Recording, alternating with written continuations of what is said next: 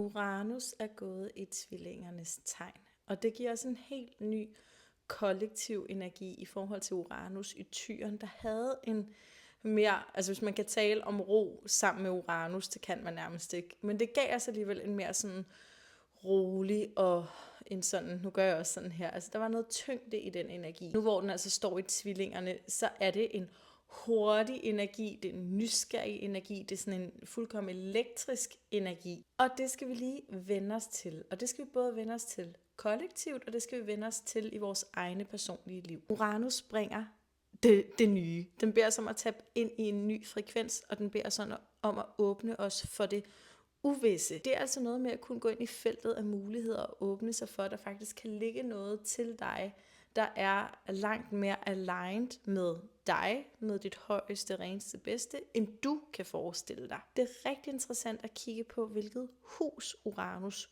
går i, for det vil fortælle os noget om, hvor du særligt får den her invitation til at gøre noget nyt, og du nok vil mærke en lyst til at gøre noget nyt, og på en eller anden måde bryde fri af rammer, der ikke passer til dig længere. Og den her nye energi, den er enormt spændende, fordi den netop kommer med nye muligheder. Så kig, hvor Uranus går, både i Placidus, der kan det godt være, at den ikke skifter hus lige nu, altså det kan være, at man har Tyren og tvillingens skifte liggende i det samme hus, jamen så vil du kende livsområdet, og den har lyst til, at der sker noget nyt på det her livsområde i forvejen. Men nu hvor den går i tvillingen, så kan det måske føles lidt lettere at gå med energien, for vi har godt kun have en oplevelse af med Uranus i Tyren, at det på visse punkter har været sværere at bygge ting op og gøre dem holdbare, fordi der ligesom har været noget med den der fundamentet fra Tyren, der har været lidt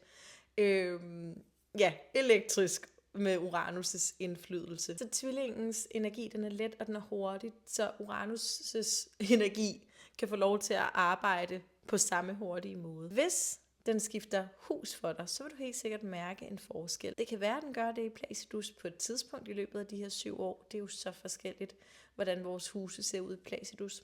Men i tegnhuset, der vil den skifte hus. Og det vil den have gjort her den 25. april. Så der er det altså også rigtig spændende at gå ind og kigge og se, hvad er det for et skifte, der ligger der. Tegnhuset er jo en lidt mere spirituel tydning, og der er rigtig meget værdi også at hente der. Personligt kigger jeg både på mit Placidus-transitter og mine tegnhus-transitter. Ved du, i hvilket hus Uranus går i transit for dig, og kan du godt mærke den energi og lyst til noget nyt, der ligger her?